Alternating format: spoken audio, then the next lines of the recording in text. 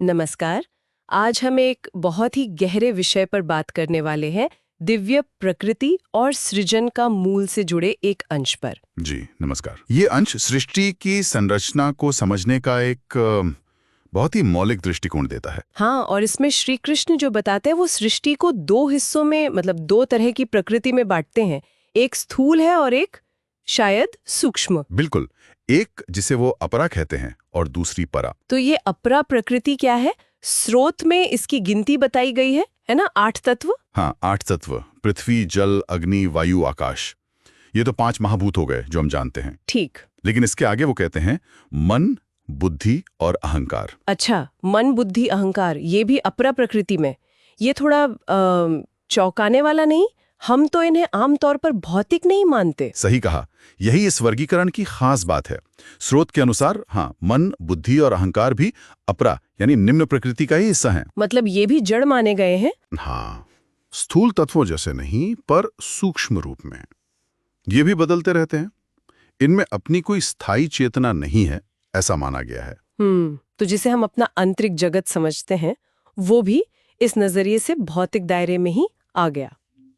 ये तो काफी अलग सोच है। बिल्कुल, ये दिखाता है कि हमारा पूरा अनुभव, चाहे बाहरी हो या आंतरिक, जैसे सोचना, महसूस करना, वो सब अपरा प्रकृति के खेल हैं। ठीक है, तो अगर ये सब जड़ हैं, अपरा प्रकृति, तो फिर इसमें जान कौन डालता है? वो चेतना, वो अनुभव करने वाला तत्व कहाँ से आता है? हाँ, बहुत अच्छा सवाल है। यहीं पर दूसरी प्रकृति का जिक्र आता है, परा प्रकृति। परा प्रकृति। जी, इसे अपरा से श्रेष्ठ बताया गया है, उच्चतर। ये वो चेतन शक्ति है, जीवात्मा। जीवात्मा। हाँ, वही जीवात्मा जो हम सब में है। यही इस जड़ प्रकृति को धारण करती है, इसे सजीव बनाती है, इसका अनुभव करती है। ये स्वयं चेतन है। अच्छा, तो एक तरफ ये 8 तत्व वाली बदलती हुई अपरा प्रकृति, जिसमें मन बुद्धि भी शामिल है, और दूसरी तरफ ये चेतन, न बदलने वाली परा प्रकृति यानी जीवात्मा। एकदम सही, 2 अलग-अलग स्तर।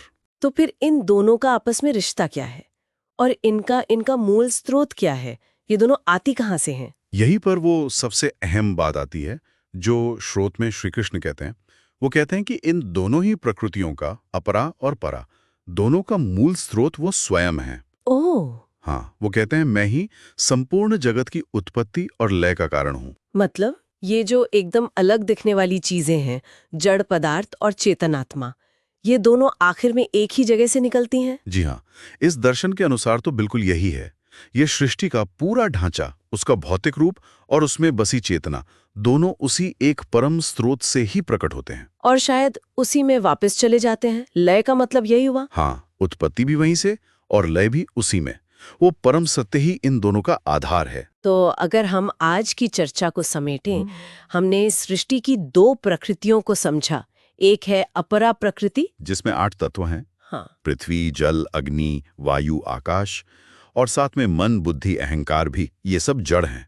और दूसरी है परा प्रकृति, वो चेतन शक्ति, जीवात्मा, जो इस जड़ जगत को सजीव बनाती है, अनुभव करती है। बिल्कुल, और सबसे महत्वपूर्ण बात ये कि ये दोनों ही अलग होते हुए भी एक ही परम स्रोत से जुड़ी हैं। वही स्रोत उत्पत्ति और विनाश का मूल कारण है। ये नजरिया, ये सोचने का तरीका तो बहुत कुछ बदल देता है। हाँ, ये सोचने पर मजबूर करता है कि अगर ये दुनिया जिसे हम देखते छूते हैं और हम खुद जो इसे अनुभव कर रहे हैं, अगर ये दोनों एक ही सिक्के के 2 पहलू हैं, एक ही स्रोत की अभिव्यक्तियां, तो फिर इस दुनिया में हमारा स्थान क्या है? इस रिश्ते को कैसे देखें? ये गहरा सवाल है जिस पर और सोचा जा सकता है।